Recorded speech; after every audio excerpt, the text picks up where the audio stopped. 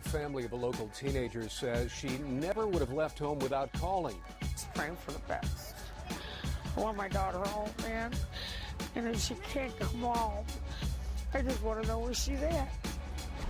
These posters around the towns of Livermore and Jay beg anyone with information to come forward. Posters that Richard puts up every spring, never losing hope. Tell me what happened to my daughter. Just look me in the eyes so I can see her. An arrest in a nearly 4-decade-old cold case thanks to cutting-edge DNA technology. The arrest happening exactly 39 years to the day. When Parabon Nanolabs used that sample to create 3D models of the suspected killer's face. It's heartbreaking. We miss her, and we're going to find her. We're going to keep looking till we do. It's like a never-ending nightmare. It doesn't end.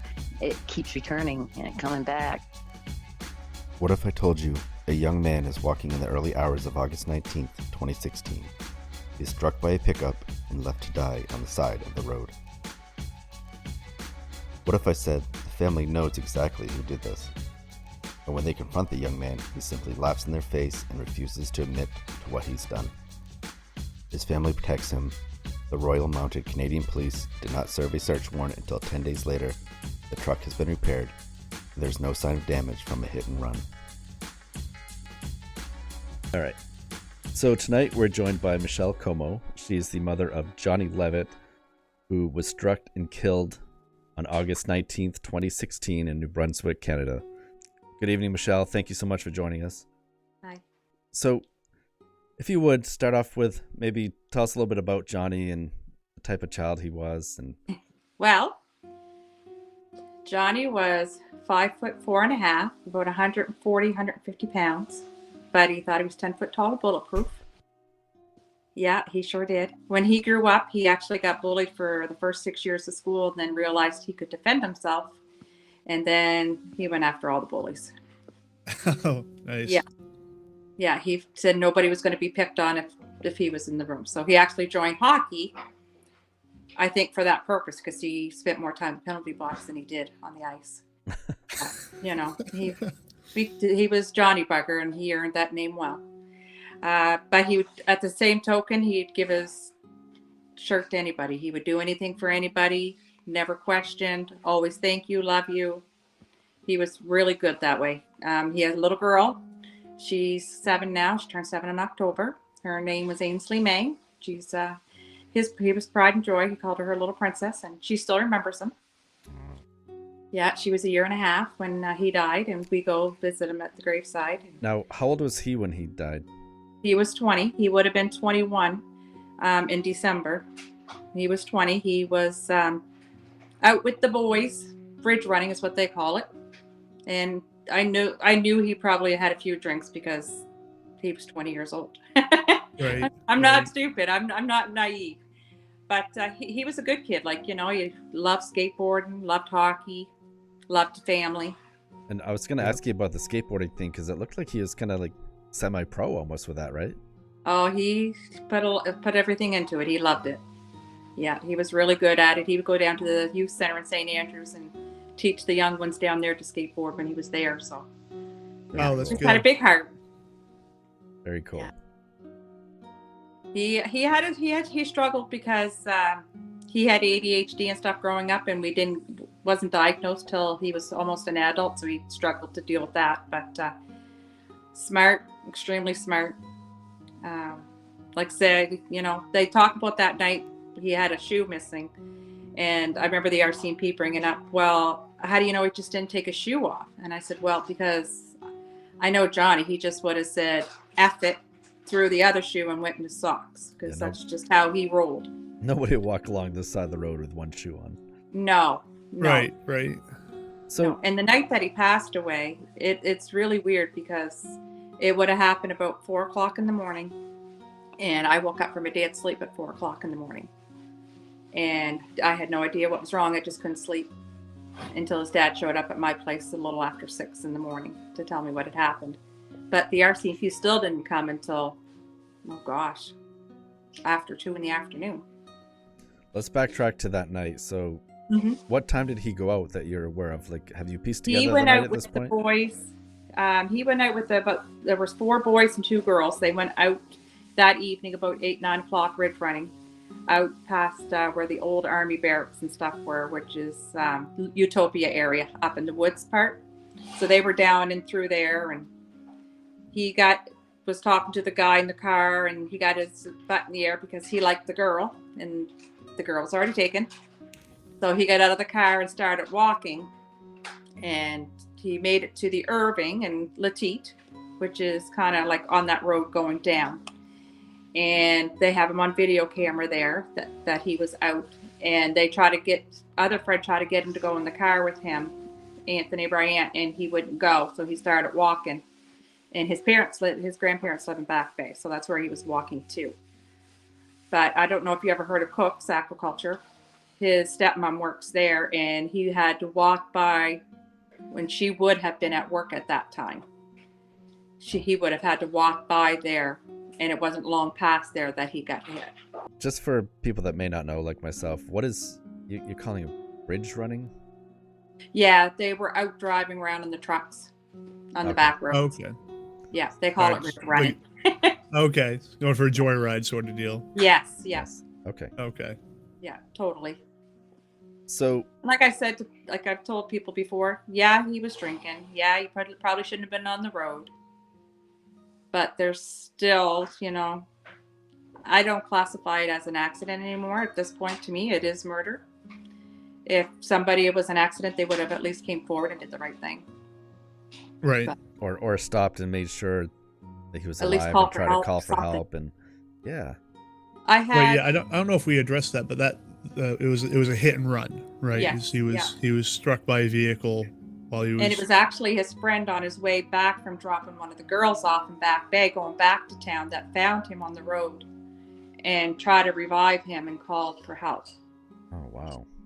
Yeah. That guy must be traumatized. Yeah, he's still struggling with it. I know the young fella has really resorted to drinking that tried to save him because they were hanging out that night, right? They were buddies at the time, and he's really struggling with depression and stuff now with it, I guess. That's too bad. Yeah. And the guy that's responsible, presumably, is he's got caught for having cocaine on him. He's got caught for impaired. He's got caught for a loaded weapon in his car, but he still has his license. So if you can figure that one out, you're doing better than me. Right. Holy. Yeah. So when his Johnney was parents walking, had the call to come to the viewing. Told the police they didn't know who we were, but went to church with my husband's family their whole life. Plus, their son played hockey with my son when they were in school, so they knew who we were. But I mean, I even had his father laugh in my face. So it's a cruel world. Jesus. Yeah, we gave our house away, like we gave it up and moved out of the area completely. Yeah, I had read that. You said you had sold your home just so you didn't have to drive by the spot where he was killed, and presumably also where the kid that hit him, or the guy that hit him. Because we had to drive by their house every day. And for me, I mean, let's be honest, all I wanted to do is go in and have payback. I've told the police that. I said, you either have to do something sooner, or it's going to resort to somebody else going to try to do something, because what happened isn't right. And the boy lawyered right up. The parents got a lawyer when they questioned him the first time. They didn't take the truck in for 10 days. Like, the RCMP were really, really slack on this. Really slack. Jesus. Yeah, it was bad. So when Johnney was walking, was he walking into the traffic or away from the He was walking on the left-hand side of the road going towards Back Bay. So he would have been walking towards traffic. Yeah, so he would have seen it was a pickup. The way his arm was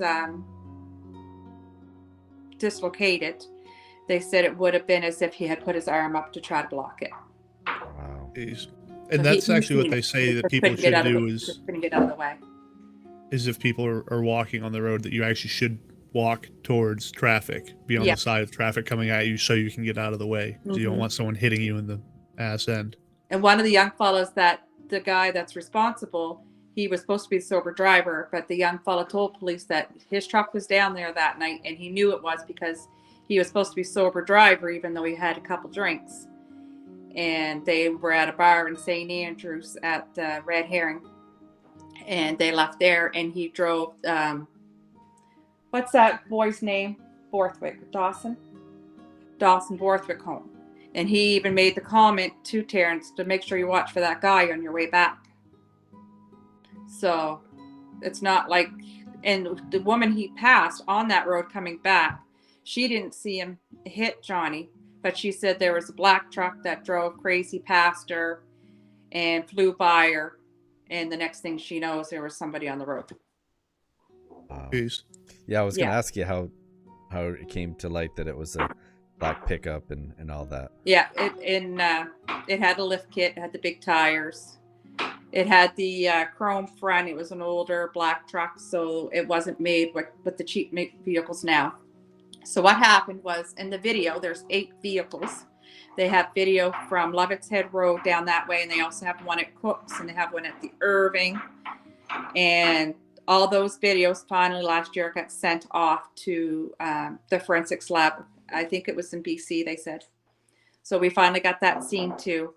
And there was 8 vehicles. All vehicles had been already looked at and accounted for. It's one of those roads that doesn't get a lot of traffic, especially at 4 o'clock in the morning. Right. And RCMP go off call at 2. They're done work at 2. What? Yeah. Real quick. I don't know if it's changed now, but when he was killed, they were done at 2 o'clock. In the video, they show the vehicles. They brought them all in. All the vehicles were made of that fiberglass material that would have left some type of debris. Right. Other than this one truck, which didn't get brought in until 10 days after the accident. Right, which kind of would stick out too, right? That big. And it really sucks because I know that they're part of a bigger drug ring on top, as far as the parents of all the boys involved and the guy that switched the parts out on the trucks, because the other boy that was with them and his mother saying he was sleeping is Bailey Bustrom. I think I'm saying his last name right. Anyway, his mom said he was in bed sleeping, but he was with Terrence that night as well at the bar. He would have been in the vehicle when Johnney was struck. He also laughed at my face when I approached him. But his dad is in a big drug ring. Terrence's dad, they're all part of this big drug ring, and the guy that switched the parts. Bailey's father also had the same truck as Terrence, so it was easy to switch the vehicle parts out. And the RCMP weren't able to pick up on it on forensics because they said it had been somebody that knew what they were doing, because they couldn't tell. Now, you had mentioned, I don't know if this is before we started recording or not, but you'd mentioned that he was missing a shoe. Yes. Did they look for under the vehicle? They did. For the they had shoe? the dogs down there looking for the shoe. They had the search dogs down there. And I asked them, and they didn't want to tell me. And I said, look, I'm his mom. I at least deserve that much. So they said, yes, they were. They figured that maybe he just, took it off. I said, I'm telling you, I know my son, and I know that he just would have said F it and walked with his socks. That's just the way he is. Yeah. I believe, and the RCMP also kind of think that maybe it got stuck up under the truck when he got struck because of the way he was struck. Because, yes, he would have had his shoes on, but he had those high top ones that he never tied. He just kind of flopped his feet in and... Right. So yeah, I believe Bailey Bustrom's father has another son who claimed to his mom that his dad talked about this accident to the point that his mom had to get therapy for him, and talked about the shoe and about hitting Johnney and stuff and covering it up. But police wouldn't talk to him because the mother said no, because the child was only 12 years old at the time. Wow. Yeah. So if the child's 12 years old at the time, he's now, what, 18? Yeah, exactly.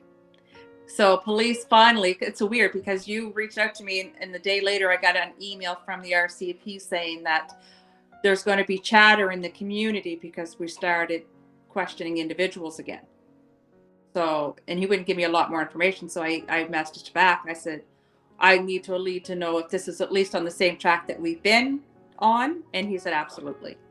That there was no doubt that it was definitely still the same person that they assumed was involved. That's still walking free every day. You know, and I think as a mother, you can understand if it was an accident. You know, it's 4 a.m.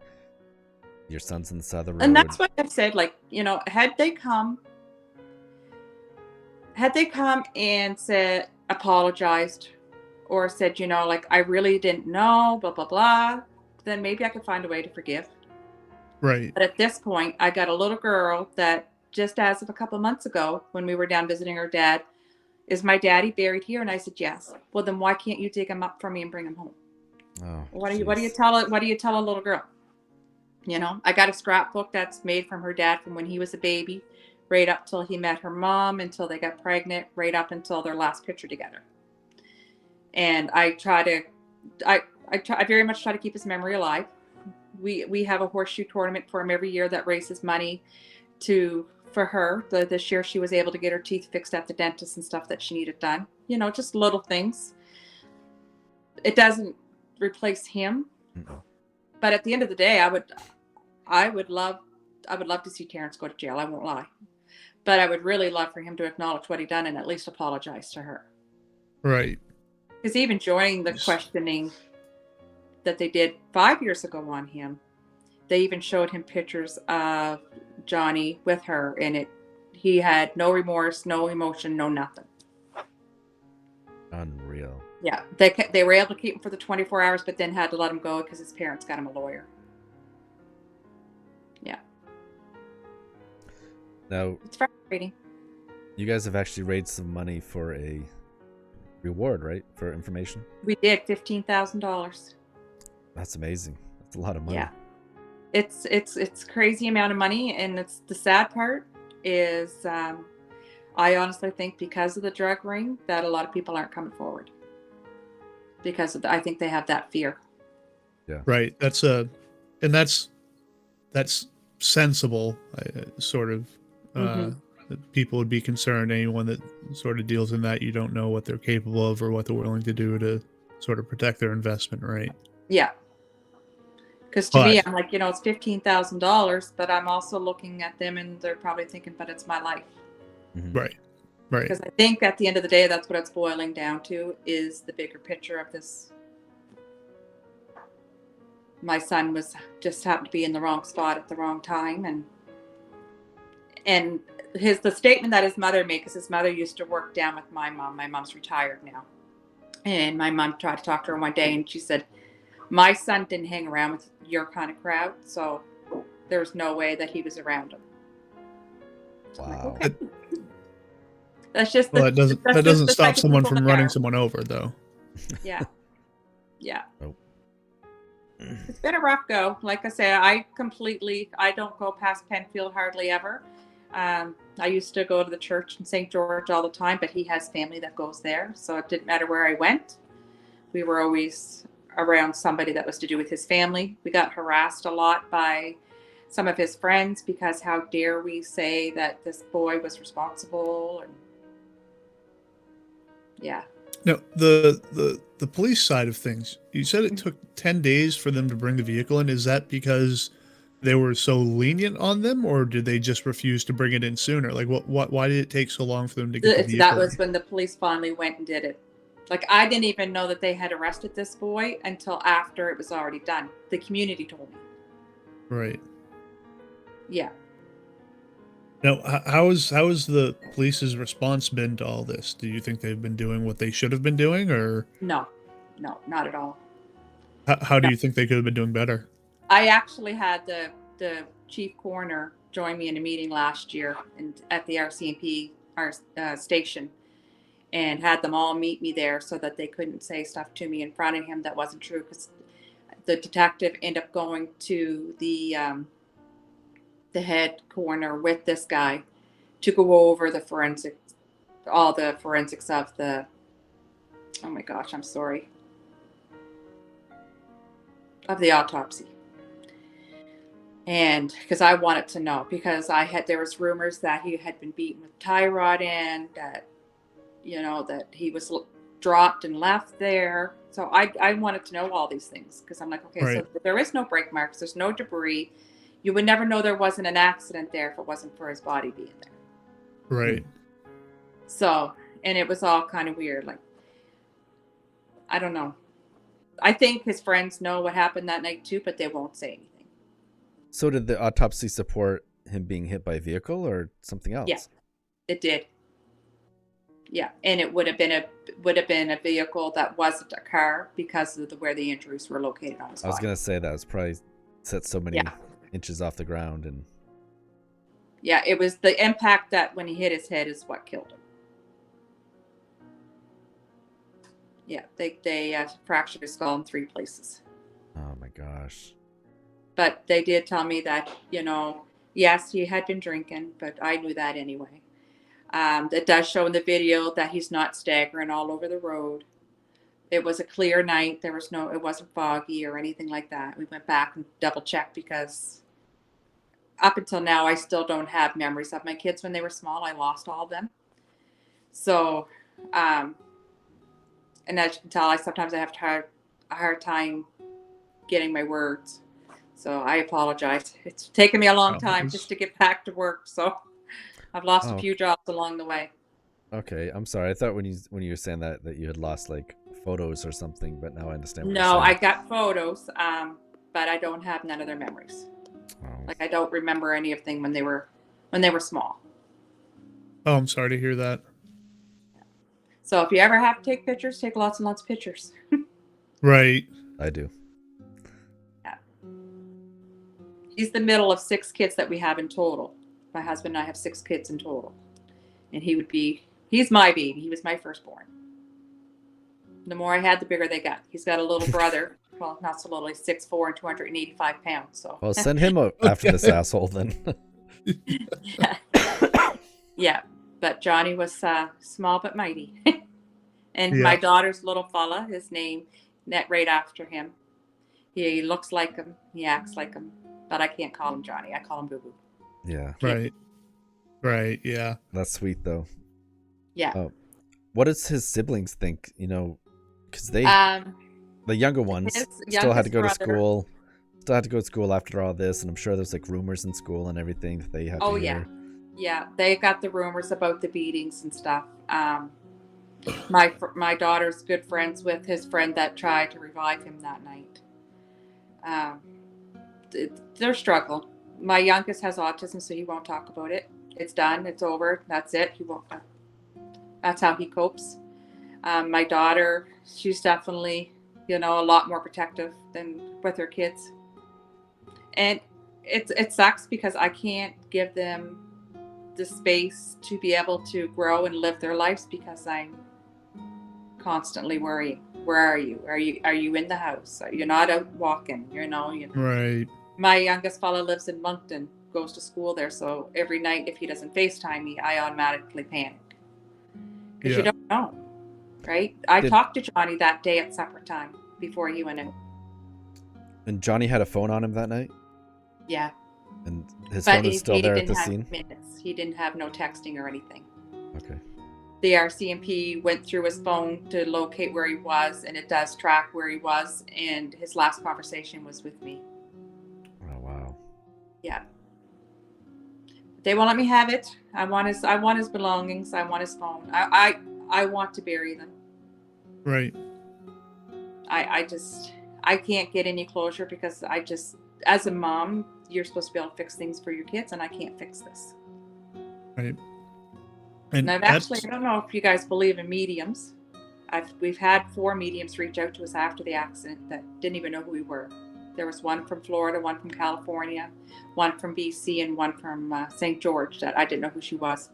They all said the same accident, that the boy knew that he hit somebody, that my son knew who the boy was that hit him. They described his truck. They described the lift kit. Yeah. And these people had no idea who I was. Yeah. And they told me that he'll never come forward. Wow. Yeah.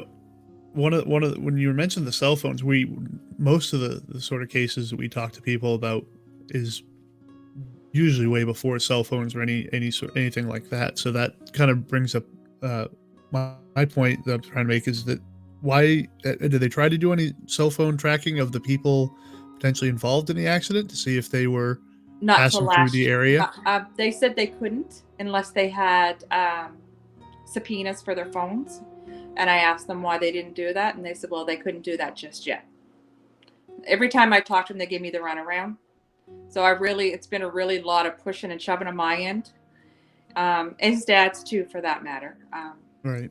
His dad just doesn't do good with this kind of stuff. But I figure if I can get justice for Johnny or help another family try to get justice for their family. A lot of young boys have gone missing in Charlotte County in the last 6 years. A lot of young boys. I think of the young fella in St. Stephen, he was 17 years old. Braden Thibodeau, I think his name was.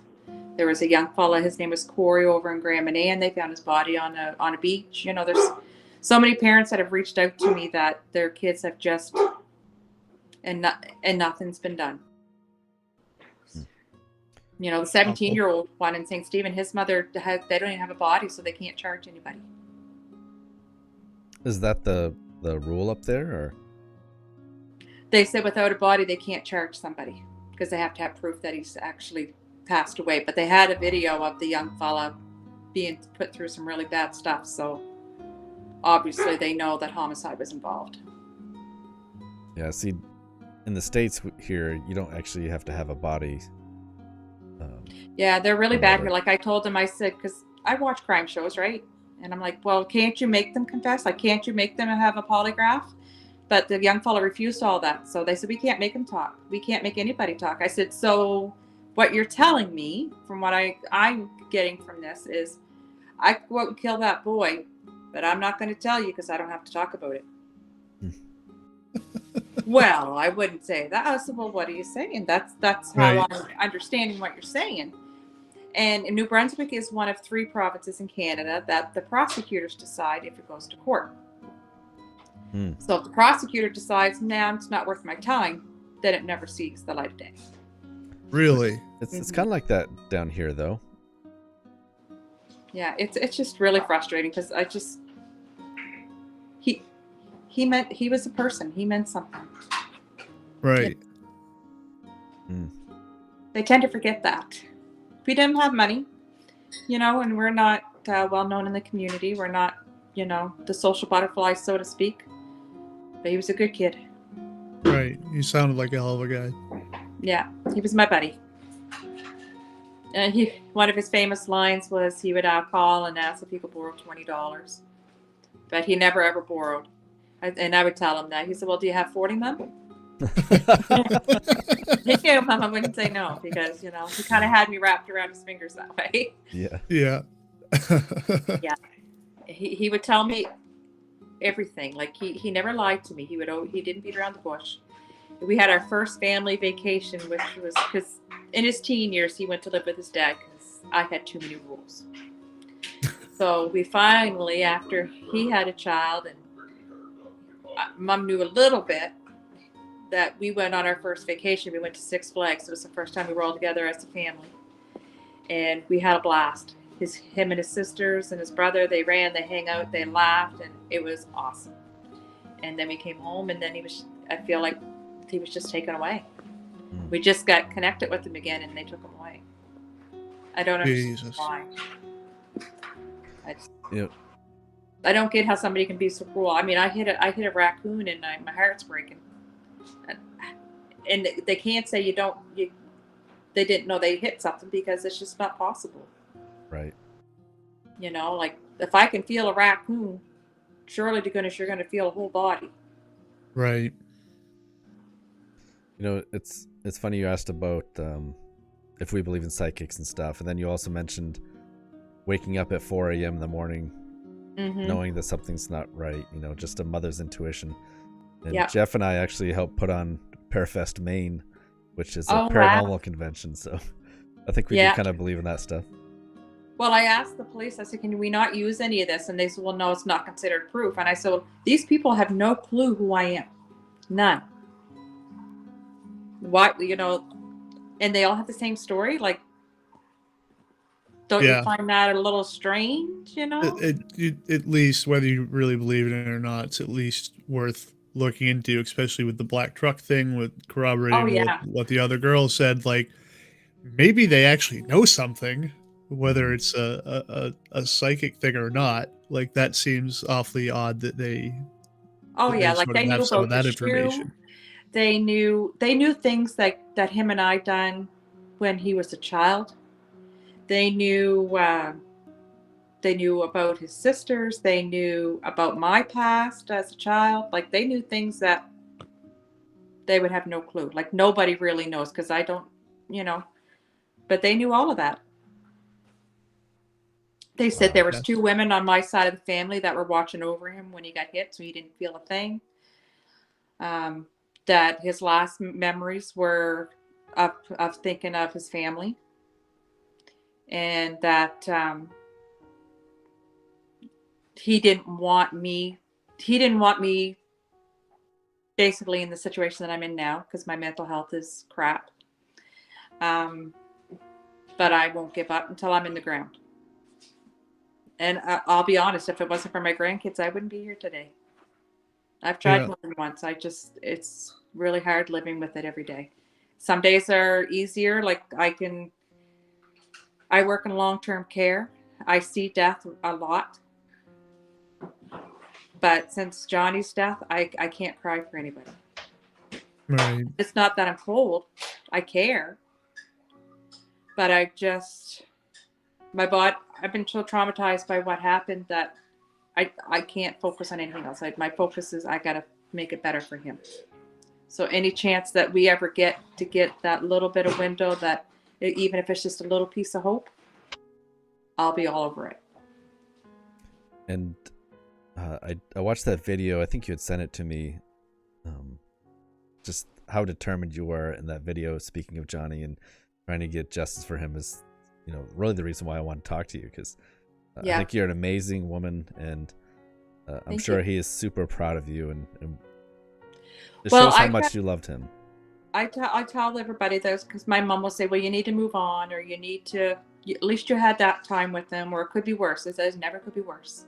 It doesn't matter how your child goes, how old your child is. That's your child. That's your baby. Right. And there's no replacement. You can't replace them. It doesn't matter.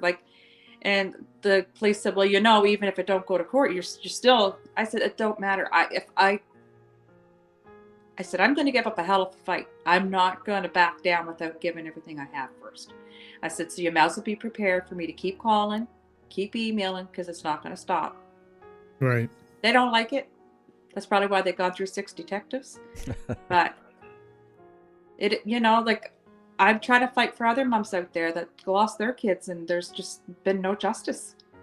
These kids they're people's children. He has a child. She's got a stepdad. He loves her very much, but she longs for her dad. Yeah. That's awful. Yeah. And I do believe in the intuition thing, because my mom was in the hospital once and she was under surgery, and I had to fetch up where I was and pray for her. And I didn't know that she was in surgery at that time until afterward. So, I don't know why those things happen to me, but it's happened a few times. Johnny was one of the ones that I just woke up from a dead sleep. I knew something was wrong. I just didn't know what was wrong. Right. What would justice mean to you, or what do you consider justice? Acknowledgement that they did it. An apology to his daughter. She lost her dad. And it doesn't matter what we ever do. She's not going to have the father-daughter dance at her graduation, at her wedding. He's not going to be able to ever be a grandfather. He didn't get to really father her.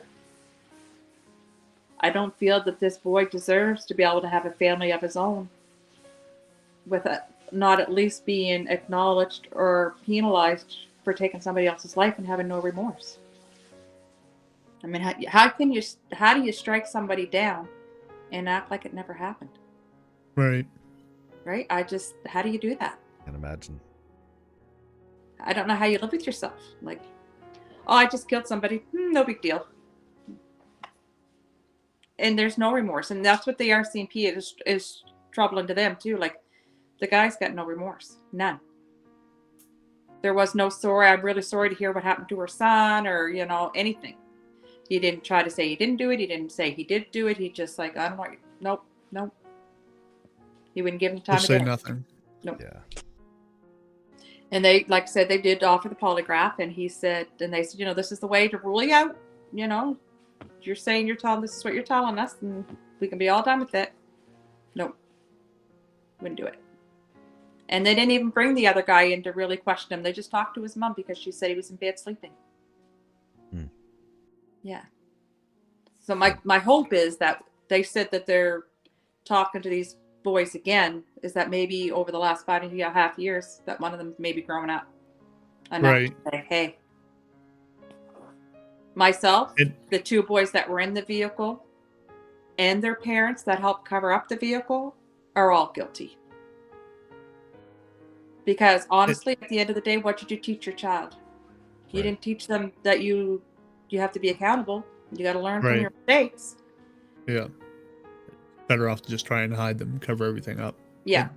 The problem with it being so long too, right, without them really asking the questions they probably should have, is eventually people can start believing their own lies, right? It becomes it is the truth, and it's a lot easier to just kind of go with that and tell the same story. I mean, I do know that there was some chatter at the Catholic Church in Blacks Harbor where they went to church at, and they were asked to leave the church.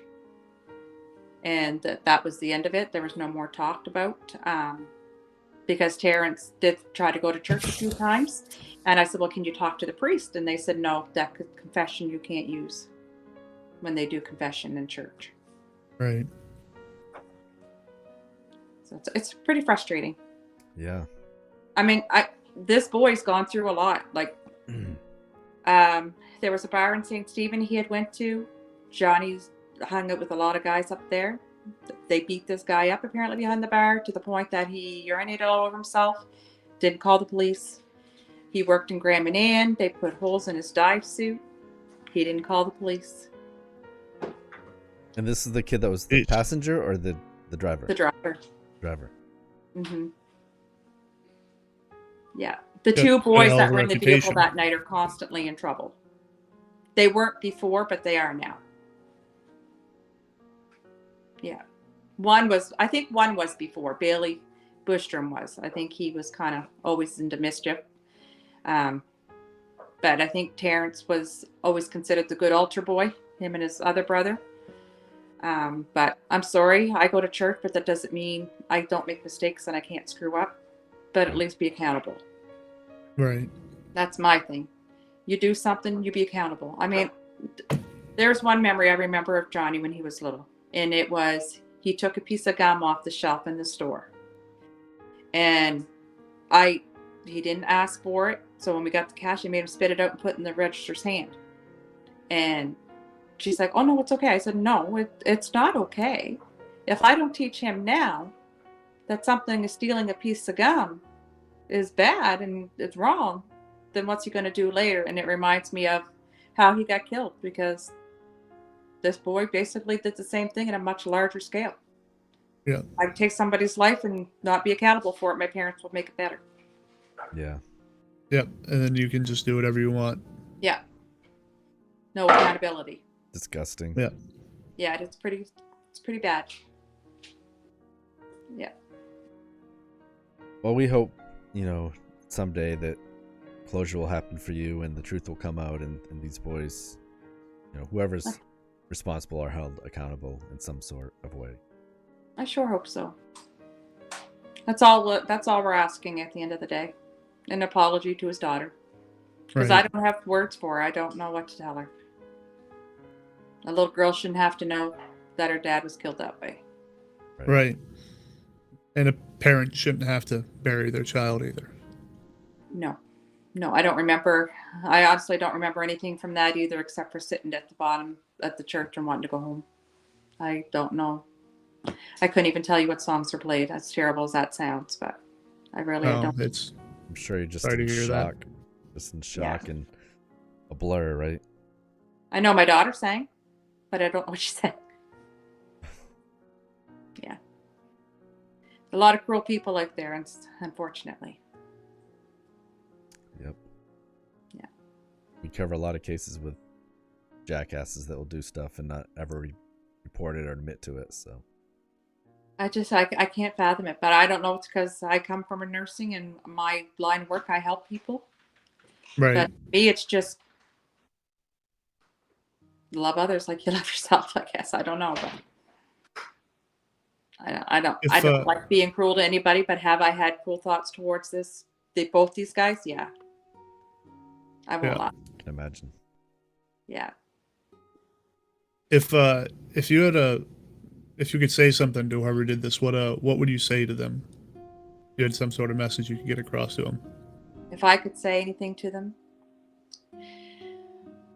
I just come forward, do the right thing. We want to be able to forgive you, but we can't forgive if you don't acknowledge what you did. Right. Being a Christian, forgiving somebody isn't very important. So for me, that's acknowledge. At least show some remorse that you took somebody's life. You took somebody's dad. You know. Life's hard enough without being cruel. Right. Yeah. That's very well I said. pray that he never has to go through the same pain. When words are my worst nightmare. Sorry. No, it's fine. I'm sorry that you have to go through this, and it's obvious too that like not just the initial incident was traumatizing, but like you can't take the same roads, and like you can't, like you're always having to check on your family, like. Yeah, I'm pretty estranged from the rest of my family. I can't make it past Penfield. I get really anxious. I've been on medications for anxiety and stuff since everything's happened. So Yeah, and maybe getting the answers wouldn't necessarily take care of that, but I think it couldn't hurt. It could only help. Right. I might actually be able to visit the graveside and acknowledge the fact that he's actually gone instead of pretending that he's not all the time. Right. Yeah. Talking about it and letting myself actually go there is two different things. Right. Well, I can tell you that our hearts go out to you, and I'm sure the listeners of the podcast as well feel the same. Well, hopefully it'll help and help for my boy and help others that are unfortunately probably going through some similar things. It's a tragedy. Yeah. Nobody should have to go through that. You know, years before that, about 45 years ago, my dad's sister was 8 years old and was killed on the same road by a drunk driver. Wow. Oh, man. Yeah, she was 7 years old, I think my dad said, 7 or 8, and she was going across the road to show her grandmother her Sunday school dress. Oh. Yeah. And there was never any justice for that one either. Really? So that was another hit and run? Yeah. Well, he stopped, but he never got charged. He still his license, was still drinking and driving years later. Unreal. Yeah. See, we can't get Terrence for drinking and driving because they didn't get him that night. We can't get him for drugs in his system. We can't prove that Bailey was in that car, even though we know he was. I can't prove that Terrence was behind the wheel. But I know Terrence was in his truck that night, and Dawson Borthwick is the one that told police that his truck was down that road that night and had dropped him off from the bar, and that he was supposed to be a sober driver and he had a few drinks. So, you know, but we can't prove it. We only have word say. Yeah. If the RCMP had done their job properly, maybe at the very first, maybe we might have had a little better chance at going to court. Exactly. Yeah. Because they were so slack. I don't even know where the truck is now because I asked for it to be taken off the road and they couldn't do that unless there was formal charges. Do you know how bad it is to see a black truck? Every black truck I see. Yeah. I can't imagine. I've told all my family, don't ever buy a black truck. I can't go there. I can't do it. Yeah. I don't know if it's PTSD or what, but it's that constant reminder. Right. Yeah. I mean, I've even made that video that you watched. I sent that to his parents, and I sent that to him, and I sent it to Bailey, and they didn't, not even a reply. With your permission, we'll share that on the podcast here too, if you Sure, want. absolutely. At this point. Hi, some of you may know who I am, some may not. My name is Michelle Comeau, and I'm trying to get justice for our son. Our son, Johnney Leavitt, was killed August 19th, 2016 at 4 o'clock in the morning. He was walking to his grandparents in the middle of the night. And yes, I agree, he should not have been on the road that night. My son was struck down by a truck, left for dead, no calls for help, and left alone on that road. We are asking for anybody that will help. We have raised the reward to $15,000. Please, it's a small community. We know, you guys know. The police know who's done it. But unfortunately, our justice system is a little slack in Charlotte County. And our son's murder at this point is going unresolved.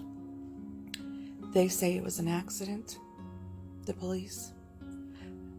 But to me, if it was an accident, you would do the right thing and say, I am so sorry for what happened that night. And I would hopefully be able to forgive you. But here we are, 3 years later, we get taunted when we ask the one we know is responsible, when will you do the right thing?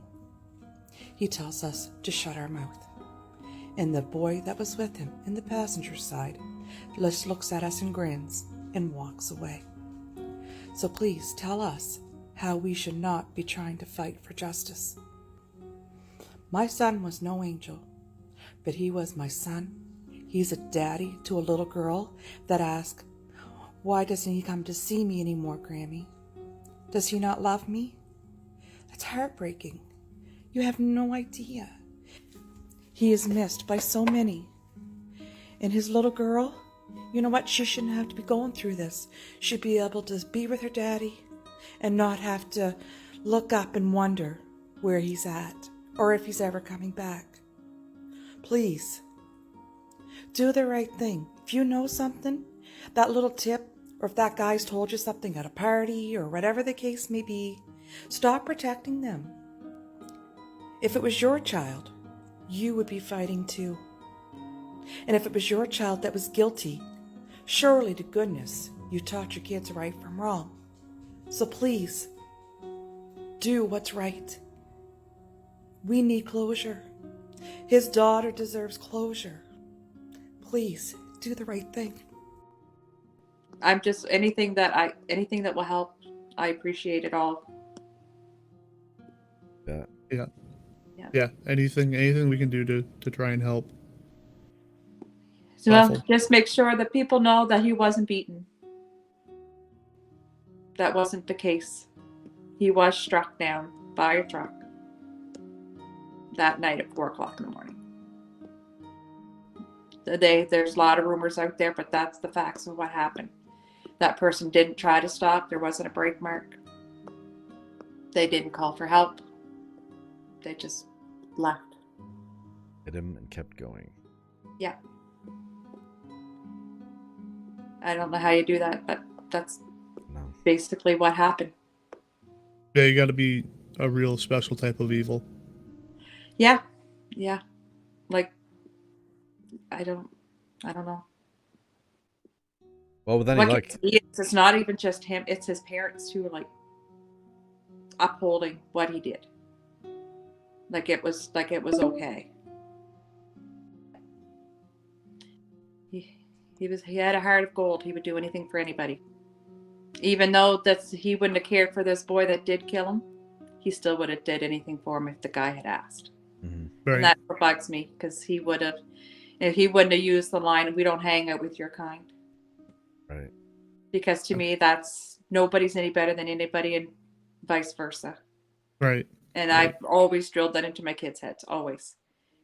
You're no better than anybody else, and nobody's any better than you. No matter what. At the end of the day. Exactly. Yeah. So yeah, it sucks, but one day at a time. Yeah. Right. Just keep staying strong. And we thank you so much for talking to us, Michelle. Absolutely. I'll never give up, so I thank you guys very much for helping.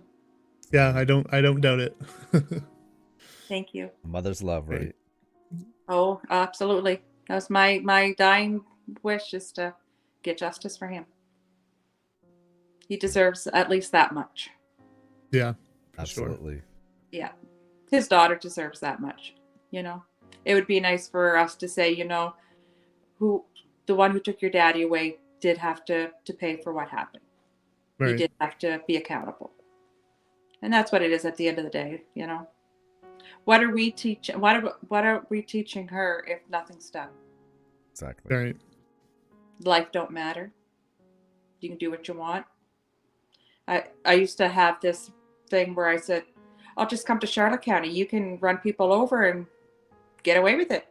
Oh, you don't even have to be accountable for your actions. You can come down here and do what you want. Right. Just for an example, there's a guy that he lives in Back Bay, and he was protecting his yard, and all he did was shoot a gun off in the air because somebody was trying to break into his house. And he went to jail. He had to go to jail for 24 hours. I'm like, really? So basically you're saying, come and do all the bad things you want to do, because there's... Great place to be a criminal. Yeah. Yeah. And that's how I feel, because I think of that young fellow in St. Stephen, the one in Graham and Ann, my Johnny. Like, there's so many that... Why are certain people above the law? Because of who they are, because they got money, because they got the right drug to sell? Yeah. You know, and I wonder that too, is it because the police are involved with the drug scene, so I believe they've got they are. shit on the police, so they cover up? I believe they are. Absolutely. Especially in Charlotte County. The good law enforcement officers I wholeheartedly respect, but there's so many bad ones that are doing crooked shit that we need to clean out. Oh yeah. Chris Johnson was the first one on the case, and he should never be an RCMP officer. He's the fakest person I ever met in my life. Yeah. Oh, hold on, I get an incoming call. Hi, Chris? yeah. I wish, because man, I tell you, because I even often said, you know, I'd love to see an RCMP officer pull me over, because I would have a field day with them. Oh, right. Oh, now that we're on the side of the road, let's have a conversation. Yeah. Yeah. Oh, you want to talk to me now? Okay. Yeah. I got lots to say. Oh, you're free to go. Never mind. I know Yeah. who you are. Donna Shannon is the head girl, and she's horrible. She doesn't care. She should not be in the role that she's in.